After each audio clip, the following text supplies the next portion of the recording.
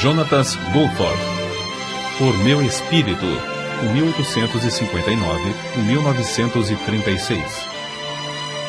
Certo dia, no ano de 1900, em Changte, no interior da China, passou um correio galopando à doida. Levava um despacho da imperatriz para o governador, ordenando que tomasse medidas para exterminar imediatamente todos os estrangeiros. Na horrenda carnificina que se seguiu, Jonatas Goldthorpe, com sua esposa e filhinhos, foram cercados por milhares de boxers, determinados a tirar-lhes a vida. O pai da família, ao cair no chão com uma tremenda pancada que quase lhe partiu o crânio, ouviu uma voz dizer-lhe: "Não temas, teus irmãos estão orando por ti." Antes de ficar inconsciente, viu chegar a galope um cavalo que ameaçava atropelá-lo. Ao voltar a si, percebeu que o cavalo caíra ao seu lado, esperneando de tal maneira que os seus atacantes foram obrigados a desistir do propósito de matá-lo. Assim, ele reconheceu que a mão de Deus o guardava maravilhosa e constantemente durante o tempo do morticínio dos boxers, no qual centenas de crentes foram mortos. Jonatas Goldthorpe e sua família foram salvos de inumeráveis situações angustiosas entre o povo amotinado, até que, por fim, 20 dias depois, chegaram ao litoral do país. Rosalind e Jonatas Goldthorpe tinham as suas vidas escondidas com Cristo em Deus. Eis como viviam nas suas próprias palavras. Não é somente tolice aceitar para nós mesmos a glória que pertence a Deus, mas é grave pecado, porque o Senhor diz: "A minha glória a outrem não darei." Quando ainda jovem, Jonatas Goldthorpe adotou as palavras de Zacarias, capítulo 4, versículo 6, como lema da sua vida: "Não por força nem por violência, mas pelo meu espírito, diz o Senhor dos Exércitos." Alguém que o conhecia intimamente escreveu: "Antes de tudo, Jonatas Goldthorpe era um ganhador de almas. Foi por essa razão que se tornou missionário no estrangeiro. Não havia outro interesse, outra atividade, outro ministério que o atraísse. Com o fogo do amor de Deus no coração, ele manifestava um entusiasmo irresistível e uma energia incansável. Nada podia impedir seus esforços dinâmicos na obra, para a qual Deus o chamara. Era assim tanto aos 77 anos como quando tinha 57. Com a perda da vista durante os últimos 3 anos da sua vida, não diminuíram seus esforços. Parece até que aumentaram. Revela-se, nas suas próprias palavras, como foram lançados os alicerces da sua vida constantemente esforçada no serviço do Senhor. Minha mãe, quando eu e meus irmãos éramos ainda crianças, com desvelo incessante, nos ensinava as Escrituras e orava conosco. Uma coisa que teve grande influência sobre a minha vida foi o fato de minha mãe me pedir que lesse os salmos para ela em voz alta. Tinha apenas 5 anos quando comecei a fazer esse exercício e achei a leitura fácil. Com a continuação, adquiri o costume de decorar as Escrituras, coisa que continuei a fazer com grande proveito. Todos podemos testificar que é fácil fazer com que a leitura das Escrituras e a oração cheguem a uma monótona formalidade. Mas, ao contrário, o semblante de Jonatas Goldthorpe se iluminava com o reflexo da glória das Escrituras que recebia na alma. Depois da sua morte, uma criada católica romana declarou: "Quando o Sr. Goldthorpe se hospedava na casa onde trabalho, eu mirava seu rosto e dizia a mim mesma: o rosto de Deus pode ser assim." Acerca da conversão de seu pai, Jonatas escreveu: "No tempo da minha conversão, morava com meu irmão Guilherme. Certa vez, nossos pais nos visitaram, passando conosco mais ou menos um mês. Fazia tempo que o Senhor me dirigira a fazer culto doméstico. Assim, certo dia, anunciei: faremos o culto doméstico de hoje e peço que todos se reúnam depois do jantar. Esperava que meu pai se manifestasse contrariamente, porque em casa não costumávamos dar graças antes das refeições, quanto mais fazer culto doméstico. Li um capítulo de Isaías e depois de falar algumas palavras, oramos juntos, de joelhos. Continuamos a realizar os cultos domésticos durante o tempo que eu estava em casa. Depois de alguns meses, meu pai foi salvo." O jovem Goldthorpe, no tempo de estudante no ginásio, Visava ser advogado, até que certo dia leu a inspiradora biografia do pregador Roberto McCheyne. Não somente se desvaneceram para sempre todas as suas visões de ambição, mas ele dedicou também a sua própria vida a levar almas ao Salvador. Nesse tempo, devorou os livros. Os discursos de Spurgeon, os melhores sermões de Spurgeon, Graça Abundante, Bunyan, e O Descanso dos Santos, Baxter. A Bíblia, contudo, era o seu livro predileto, e costumava levantar-se 2 horas mais cedo para estudar as Escrituras, antes de se ocupar em qualquer outro serviço do dia. Acerca da sua chamada nesse tempo, ele escreveu: apesar de sentir-me dirigido ao ministério da palavra, recusava terminantemente ser missionário no estrangeiro. Mas um colega me convidou a assistir à reunião de um missionário que fez o seguinte apelo: faz 2 anos que passo de cidade em cidade contando a situação de Formosa e rogando que algum jovem se ofereça para me auxiliar. Mas parece que não consegui transmitir com êxito a visão a nenhum. Volto então sozinho. Dentro de pouco tempo, meus ossos estarão embranquecendo na encosta de um morro em Formosa. Quebranta-me o coração saber que nenhum moço se sente dirigido a continuar o trabalho que iniciei. Ao ouvir essas palavras, senti-me vencido pela vergonha. Se o chão tivesse me engolido, teria sido um alívio. Eu, comprado com o precioso sangue de Cristo, ousava planejar a minha vida como eu mesmo queria. Ouvi a voz do Senhor dizer: a quem enviarei? E quem há de ir por nós? E respondi: eis-me aqui, envia-me a mim. Desde então, sou missionário. Lia avidamente tudo o que podia achar acerca de missões no estrangeiro e me esforçava por transmitir aos outros a visão que eu alcançara, a visão dos milhões da terra sem oportunidade de ouvir um pregador. Por fim, chegou o tempo de iniciar seus estudos em Toronto. O primeiro domingo, ele o passou trabalhando entre os prisioneiros da prisão Don, um costume que preservou durante todos os anos de estudos nessa cidade. Durante a semana, dedicava muito tempo a andar de casa em casa ganhando almas para Cristo. Quando o diretor do colégio onde estudava perguntou-lhe quantas casas visitara durante os meses de junho a agosto, ele respondeu: 960. Foi nesse tempo dos estudos que Jonatas Goforth se casou com Rosalind Bell Smith.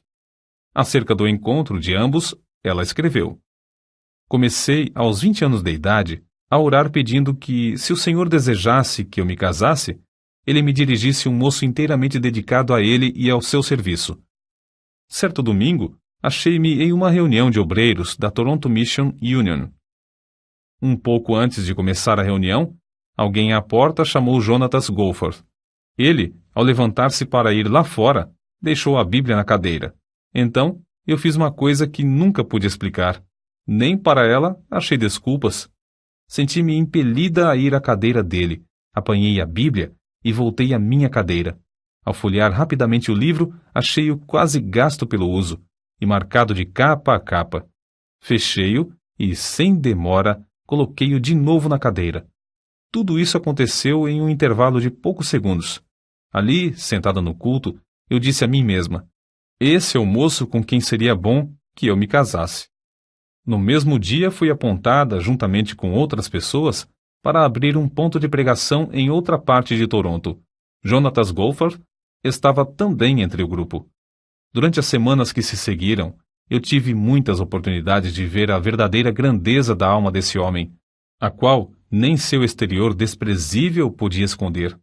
Assim, quando ele me perguntou: queres unir a tua vida à minha para irmos à China? Sem vacilar um só momento, respondi: quero. Mas, alguns dias depois, foi grande a minha surpresa quando ele me perguntou: prometes nunca me impedir de colocar o Senhor e a sua obra em primeiro lugar, mesmo antes de ti? Era essa mesma qualidade de moço que eu pedira, em oração, para que Deus me desse como marido. Então, firmemente respondi: prometo fazê-lo sempre. Oh, como fora benigno o mestre ao esconder-me o que essa promessa significava! Poucos dias depois de eu haver prometido o que me pediu, veio a primeira prova. Eu sonhava, como mulher que era, com o bonito anel de casamento que ia receber. Foi então que Jonatas me disse: "Não te importas se eu te não comprar uma aliança?" A seguir, explicou com grande entusiasmo como se esforçava na distribuição de livros e folhetos sobre o trabalho na China. Queria economizar o mais possível para essa importante obra. Ao ouvi-lo, e depois de contemplar a luz no seu rosto, as visões de uma aliança bonita se desvaneceram. Era a minha primeira lição sobre os verdadeiros valores. Em 19 de janeiro de 1888, centenas de crentes se reuniram na estação em Toronto para se despedir do casal Goforth, que ia trabalhar na obra de Deus na China. Antes de sair do trem, todos baixaram a cabeça em oração, e ao partir, a grande multidão cantava: "Avante, soldados de Cristo!" E, uma vez fora da estação, os dois no trem rogaram a Deus que os guardasse para viverem eternamente dignos da grande confiança que esses irmãos haviam depositado neles. Não muito depois de chegarem à China, Hudson Taylor lhes escreveu: "Faz 10 anos que a nossa missão se esforça para entrar no sul da província e somente agora é o que conseguimos. Se a missão do interior da China, com missionários e auxiliares experientes na língua e nos costumes do povo, sofre fracasso durante 10 anos nessa província, como podia entrar ele, jovem e inexperiente, sem conhecer a língua?" As palavras de Hudson Taylor, "avançar de joelhos", tornaram-se o lema da missão de Goforth para entrar no Monte de Onan.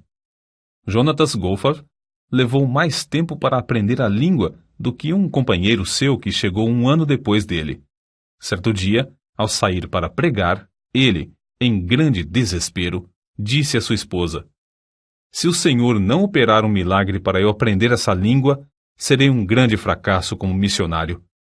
2 horas depois, voltou dizendo: "Oh, Rosa, que maravilha!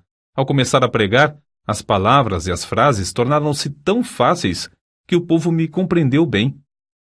2 meses depois, receberam uma carta dos estudantes no Colégio Knox, em Toronto, contando como, em certo dia e a certa hora, eles se reuniram para orar pelo casal, somente pelos Goforth, e ficaram convencidos de que haviam sido abençoados por Deus, porque sentiram muito a presença e o poder de Deus na oração. Goforth, ao abrir seu diário, descobriu que foi no mesmo dia e hora que Deus lhe deu a habilidade de falar fluentemente.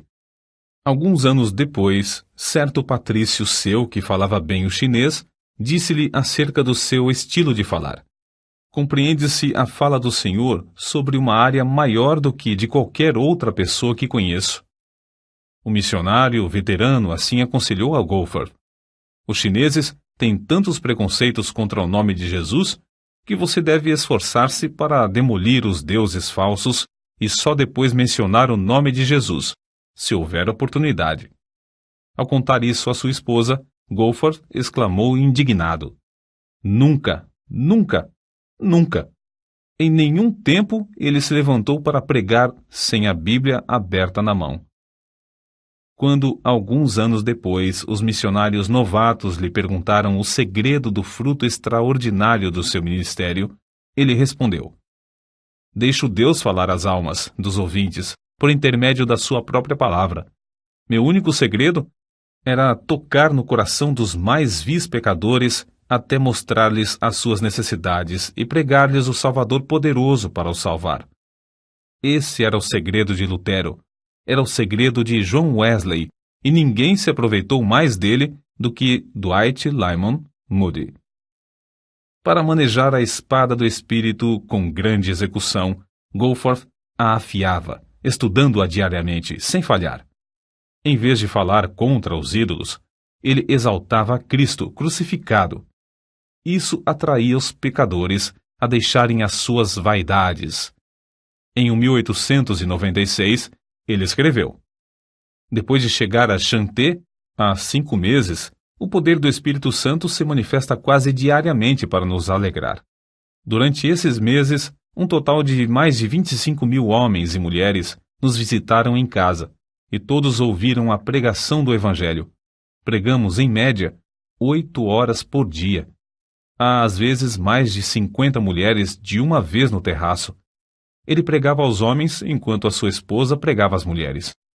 Quase todas as vezes que apresentamos Cristo como Redentor e Salvador, o Espírito Santo salva alguém, e às vezes 10 a 20 pessoas. Contudo, não se deve pensar que esses missionários escaparam de grandes tribulações. Não muito depois de chegarem à China, um incêndio destruiu todas as suas possessões terrestres. O calor do verão era tão intenso que sua primogênita, Gertrude, faleceu, sendo necessário levar o cadáver a uma distância de 75 quilômetros, a um lugar onde se permitia enterrar os estrangeiros. Quando faleceu outro filhinho, Donald, foi necessário fazer de novo a mesma longa viagem com os restos mortais. Depois de passarem 12 anos na China, as águas de uma enchente subiram à altura de 2 metros dentro da casa e eles novamente perderam tudo quanto tinham. No ano 1900, logo após outra filha, Florença, morrer de meningite, veio a insurreição dos Boxers, acerca da qual já nos referimos. No levante dos Boxers, muitas centenas de missionários e crentes foram brutalmente mortos. Só a mão de Deus os guiou e os sustentou na fuga de Shanté, já que foi preciso enfrentar uma viagem de 1.500 quilômetros, em tempo de intenso calor e de doença, em um dos 4 filhos. Inúmeras vezes foram cercados pelas multidões que clamavam: "Matai-os! Matai-os!" Uma vez, a multidão enfurecida arremessou pedras tão grandes que quebraram a espinha dos cavalos que puxavam a carroça, mas todas as pessoas do grupo escaparam. Goforth levou vários golpes de espada, um dos quais atingiu o osso do braço esquerdo, quando o ergueu para defender a cabeça. Apesar de o grosso capacete que tinha na cabeça ficar quase inteiramente cortado em pedaços, ele conseguiu manter-se em pé, até que recebeu um golpe que, por pouco, não lhe partiu o crânio. Mas Deus não permitiu que a mão dos homens os destruíssem, porque ainda tinha uma grande obra para fazer na China por intermédio desses servos.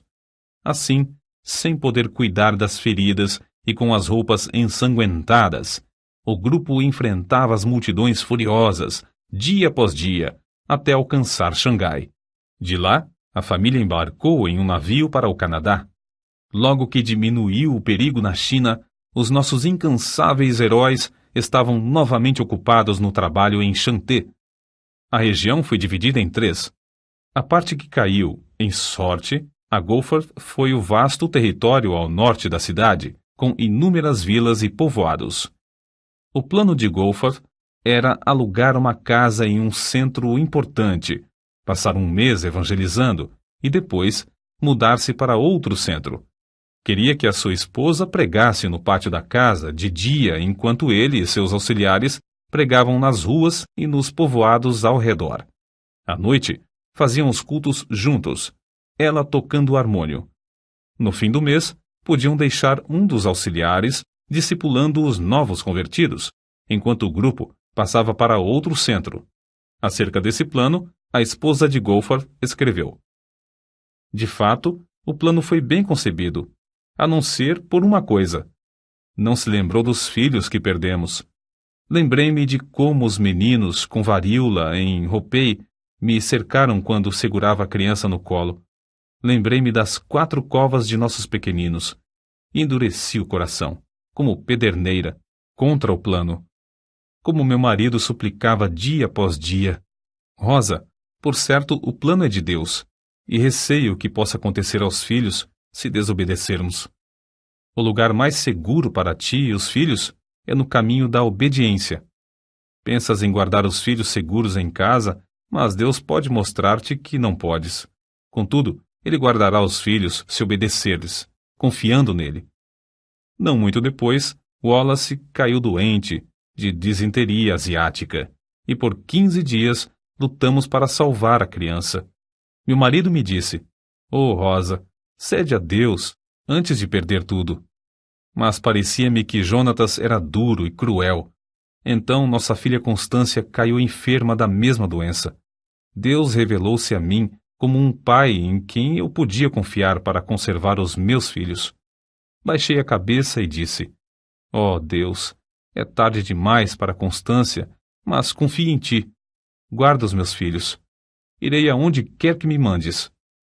Na tarde do dia em que a criança faleceu, mandei chamar a senhora Wang, uma crente fervorosa e amada, e lhe disse: não posso contar-lhe tudo agora, mas estou resolvida a acompanhar meu marido nas viagens de evangelização. Quer ir comigo? Com lágrimas nos olhos, ela respondeu: não posso, pois a menina pode adoecer sob tais condições. Não querendo insistir, pedi que ela orasse e me respondesse depois. No dia seguinte, ela voltou com os olhos cheios de lágrimas e, com um sorriso, disse: irei com vocês. Grifo do autor. É coisa notável que não tenha falecido mais nenhum filho dos Goforth na China, apesar dos muitos anos que passaram na vida nômade de evangelização. Goforth observou tão fielmente seu costume de levantar-se às 5 horas para a oração e estudo das Escrituras, como quando estava em casa, em Chanté. Geralmente, para o estudo, tinha de ficar em pé diante da janela, com as costas viradas para a família. Acerca da obra em Chanté, são de Goforth essas palavras: nos primeiros anos de meu trabalho na China, contentava-me com a lembrança de que sempre há a sementeira antes da colheita. Mas já eram passados mais de 13 anos, e a colheita parecia ainda distante. Tinha certeza de que haveria uma coisa melhor para mim, se eu tivesse a visão e a fé necessárias para adquiri-la. Estavam constantemente perante mim as palavras do Mestre em João capítulo 14, versículo 12. Na verdade vos digo que aquele que crê em mim também fará as obras que eu faço, e as fará maiores do que estas, porque eu vou para meu Pai. E sentia profundamente como no meu ministério faltavam as maiores obras. No ano de 1905, Jonatas Goforth leu na autobiografia de Carlos Finney que um lavrador podia, com muita razão, orar pedindo uma colheita material independentemente de se cumprirem as leis da natureza, assim como os crentes podem esperar uma grande colheita de almas sem se cumprirem as leis que governam a colheita espiritual. Resolveu, então, saber quais eram essas leis, e decidiu-se a cumpri-las a qualquer preço. Fez um estudo a fundo e de joelhos sobre o Espírito Santo e escreveu as notas nas margens da sua Bíblia chinesa. Quando começou a ensinar essas lições aos crentes, houve grande quebrantamento, com confissão de pecados. Foi na grande exposição idólatra de Sun Yat-sen que Deus primeiramente mostrou seu grande poder no ministério de Goforth.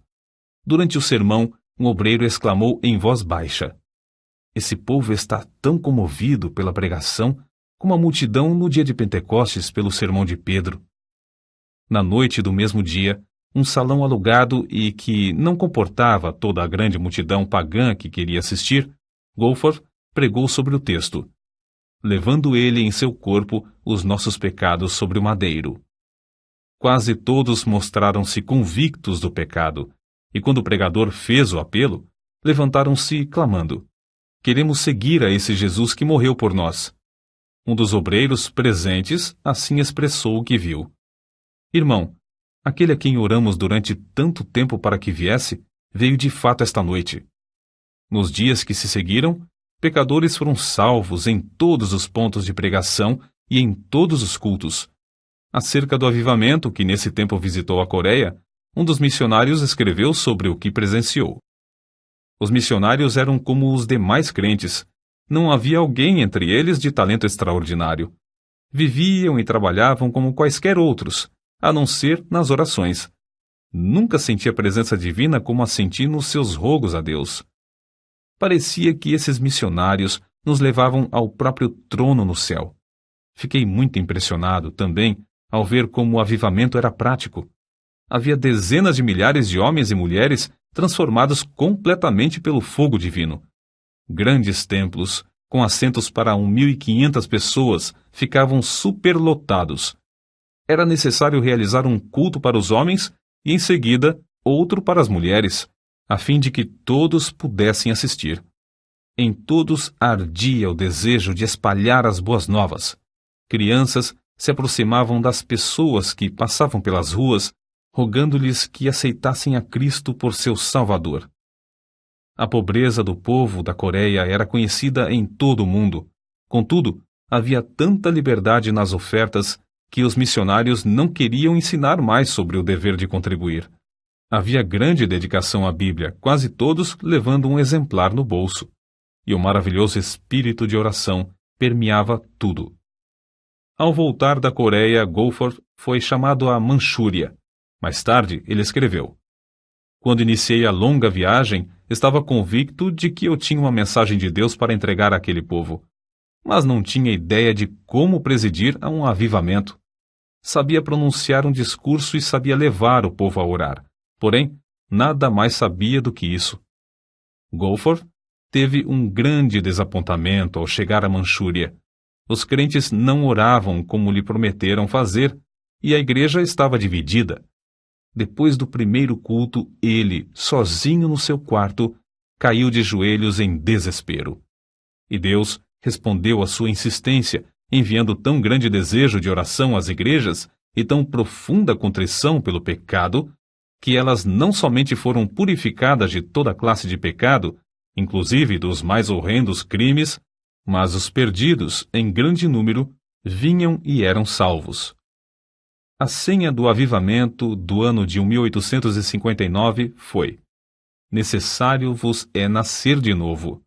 E a de 1870, "Crê no Senhor Jesus." Mas a meta de Goforth era: "Não por força nem por violência, mas pelo meu espírito." Zacarias capítulo 4, versículo 6. Que o Espírito Santo operava em vários lugares na Manchúria em resposta às orações insistentes e em face de embaraços de toda sorte, vê-se claramente no que ele escreveu acerca da obra na cidade de Niucheng. Ao subir ao púlpito, ajoelhei-me um momento como de costume para orar. Quando olhei para o auditório, pareceu-me que todos os homens, mulheres e crianças na igreja estivessem com dores de julgamento. As lágrimas corriam copiosamente, e houve confissão de toda espécie de pecado. Como se explica isso? A igreja era conhecida como igreja morta e sem mais esperança. Contudo, antes de anunciar sequer uma palavra, sem mesmo cantar um hino ou orar, começou essa obra maravilhosa.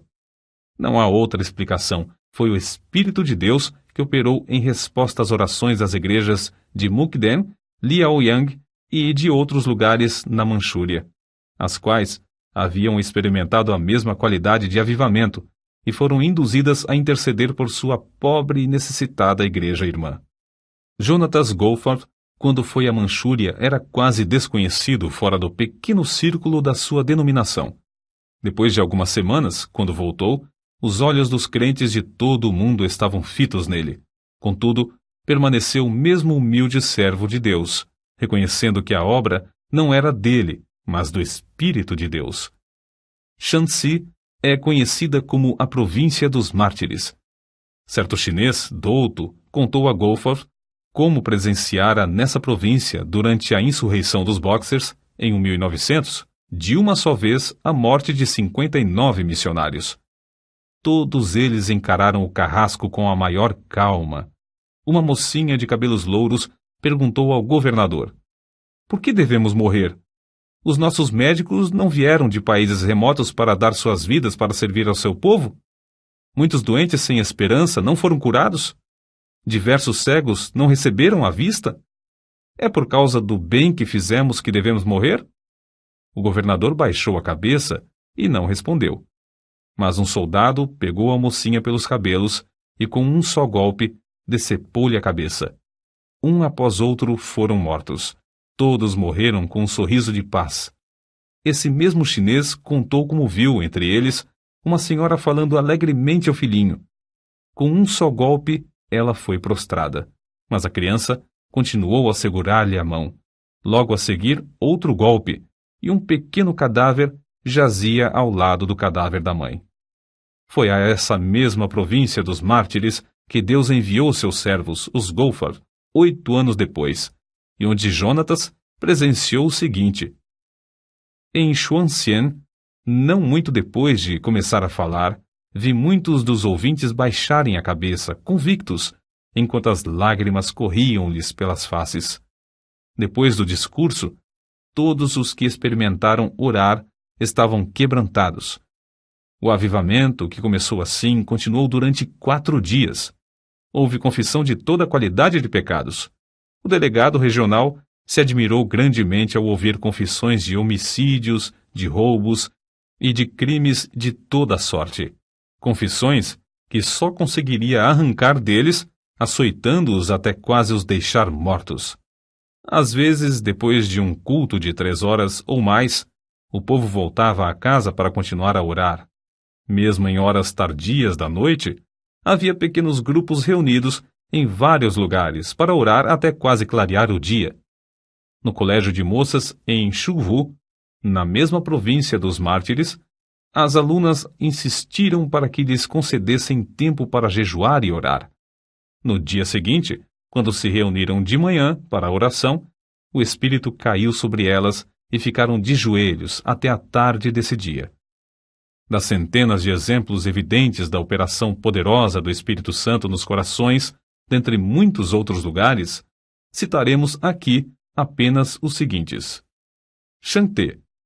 Quase 700 pessoas estiveram presentes pela manhã. Havia um fervor de homens se esforçando para ir à frente, de modo que Goforth só conseguiu pregar à tarde. O culto era contínuo, prolongava-se o dia inteiro, com intervalos para as refeições. Guangzhou. A igreja, com assentos para 1.400 ouvintes, não comportava as multidões.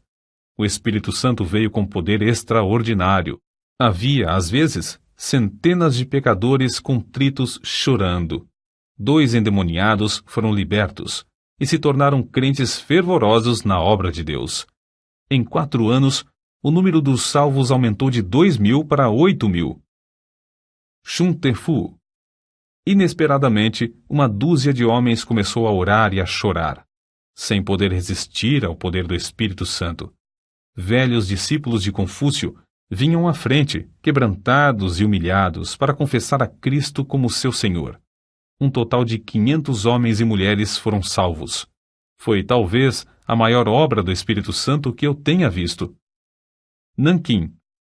A assistência foi de mais de 1.500 pessoas.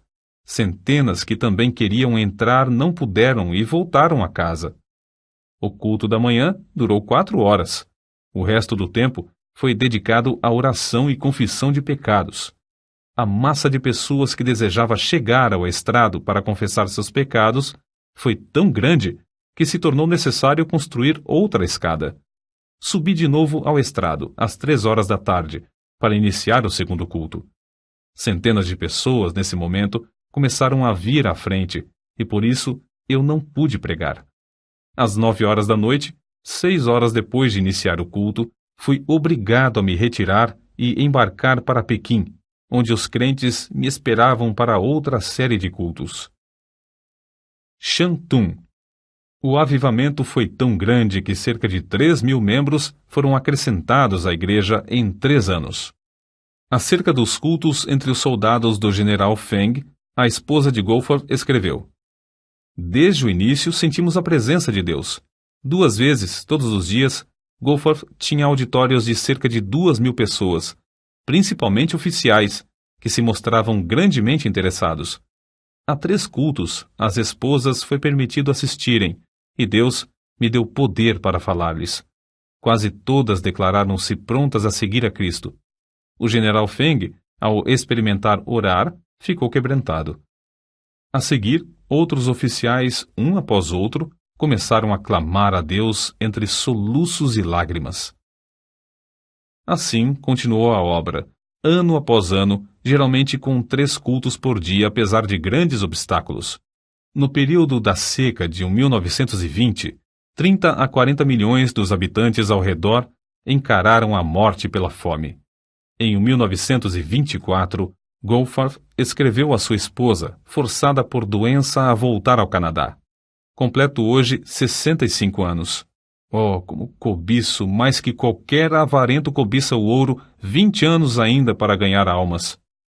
Depois de completar 68 anos de idade e sua esposa 62, idades em que a maioria dos homens se afasta do serviço ativo, os dois foram enviados para um campo inteiramente novo na Manchúria.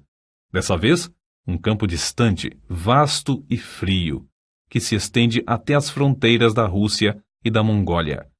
Acerca da sua partida, Goforth escreveu: certo dia, em fevereiro de 1926, minha esposa estava deitada esperando a chegada da assistência para levá-la ao Hospital Geral de Toronto. De repente, a campainha da porta e a do telefone tocaram simultaneamente. Pelo telefone, foram avisados de que não haveria lugar no hospital antes de 3 dias. Na porta, recebemos um cabograma do general Feng, da China, rogando que eu fosse sem demora. Nesse momento, eu disse à minha esposa: que farei? Não posso deixar-te. Todos pensávamos que ela não viveria muitos meses mais. Minha esposa, depois de orar, disse: vou contigo. Os membros da junta estavam reunidos na ocasião. Apresentei-lhes o cabograma do general Feng e concordaram que eu fosse. Mas quando os informaram de que minha esposa queria acompanhar-me, mostraram-se horrorizados, respondendo que ela morreria no caminho. Então eu lhes disse: os irmãos não conhecem essa mulher como eu. Quando ela diz que vai, ela vai. Assim, concordaram em que ela fosse. Durante muito tempo, avisados pelo cônsul do novo campo da Manchúria, viviam com as malas arrumadas a fim de partirem imediatamente no caso de haver um segundo levante dos Boxers, como todos esperavam. Contudo, desde o início, Deus honrou o serviço desses servos, conforme se lê no que ele escreveu na avançada idade de 70 anos. Realizavam-se 3 horas de pregação de manhã pelo grupo de missionários e 4 horas à tarde. Desde o primeiro dia, houve conversões. Às vezes, 12 em um só dia. Grande foi o nosso gozo ao vermos cerca de 200 pessoas aceitarem a Cristo durante o mês de maio. Havia muito tempo que diversos amigos insistiam em que ele escrevesse a história de como o Espírito Santo operava no seu ministério. Em tempo de intenso frio, viu-se obrigado a extrair os dentes. Durante 4 longos meses, sofreu dores cruciantes nos maxilares, a ponto de não poder pregar. Foi nessa época que seu filho menor chegou do Canadá. Goforth, então, conseguiu ditar a matéria para o filho datilografar. Dessa forma, foi impresso o livro Por Meu Espírito, obra de grande circulação e influência. Após 4 anos de serviço, foi-lhe necessário voltar ao Canadá por causa da vista de sua esposa. Foi durante esse tempo que Goforth também começou a perder a vista. Enquanto convalescia das operações mal sucedidas para restaurar-lhe a visão de um olho, ele relatou uma por uma as histórias da obra na China, histórias que a sua enfermeira estenografou e que, agora, completam o famoso livro intitulado Vidas Milagrosas da China. Em 1931, Goforth e sua esposa, ela com 67 anos e ele com 72, com os corações ardendo pelo desejo de ganhar almas, voltaram mais uma vez à obra na Manchúria. 472 convertidos foram batizados em 1932. Um dia, Goforth voltou de uma viagem evangelística e entrou em casa às apalpadelas. Depois de ficar um momento ao lado da sua esposa, ele lhe disse em voz baixa: receio que a retina do olho esquerdo tenha saído do lugar. E assim tinha acontecido. A perda completa da visão era para ele uma tristeza, uma tragédia, sentida por todos. Ao mesmo tempo, chegou-lhes uma carta informando-os de uma redução tão grande no que recebiam para o sustento dos missionários e nas despesas das viagens evangelísticas, que parecia impossível continuar a obra. Foi a maior crise de toda a vida de Jonatas Goforth. Contudo, sem vacilar, olhou para Deus. A própria cegueira parecia mais uma bênção do que uma aflição. Os crentes mostravam-se mais ligados a ele do que antes. Vencendo o desânimo inevitável dos que perdem a vista, não cessou de pregar com a Bíblia que amava, aberta nas mãos. No ano de 1933, 778 convertidos foram batizados.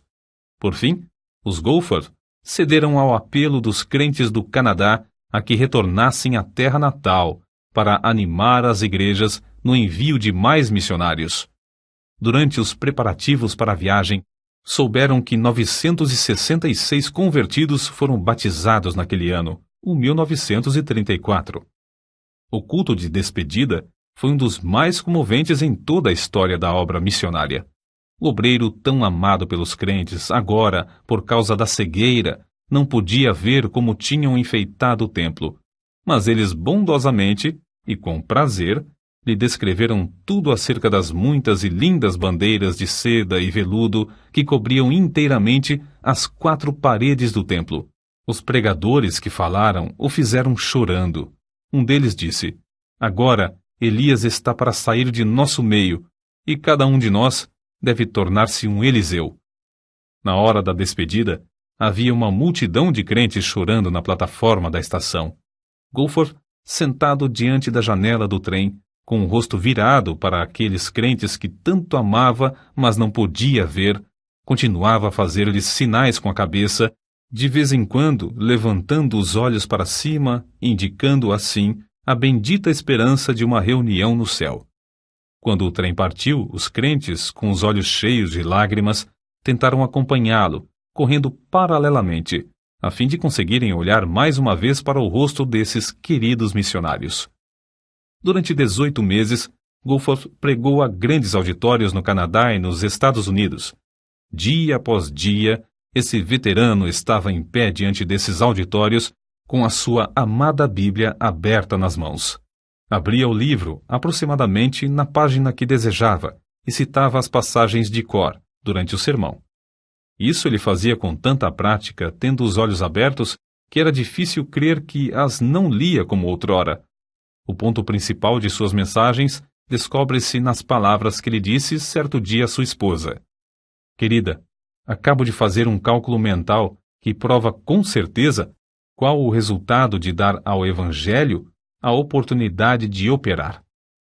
Se cada um dos missionários enviados à China tivesse levado tantas almas a Jesus como os 6 missionários do nosso campo durante o ano de 1934, o último ano que passamos na Manchúria, isto é, 166 almas por cada missionário, o número de conversões na China teria alcançado a cifra de quase 1 milhão, em vez de apenas 38.724.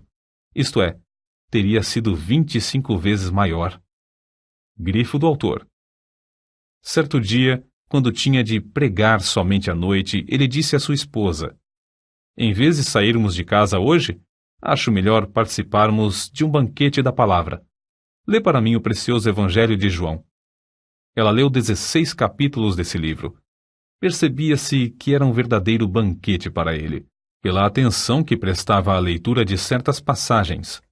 Antes de falecer, tinha lido a Bíblia de capa a capa mais de 73 vezes. Na noite do dia 7 de outubro de 1936, Jonatas Goforth, depois de um discurso fervoroso e longo sobre o tema Como o Fogo do Espírito Varreu a Coreia, deitou-se tarde para dormir.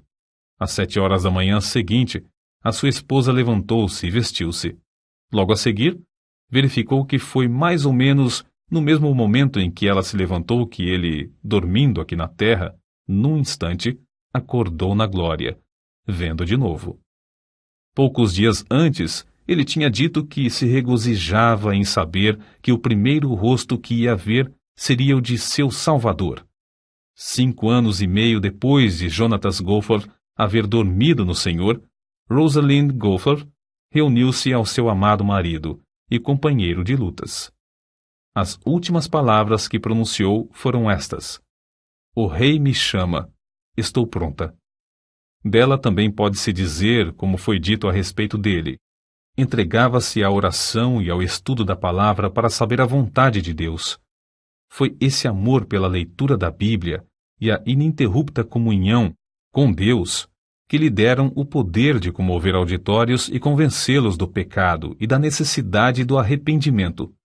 Em todas as ocasiões, ele dominava sua própria pessoa e confiava inteiramente no poder do Espírito Santo para descobrir as coisas de Jesus aos ouvintes.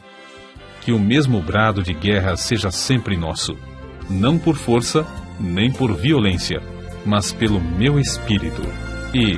Mas recebereis poder ao descer sobre vós o Espírito Santo.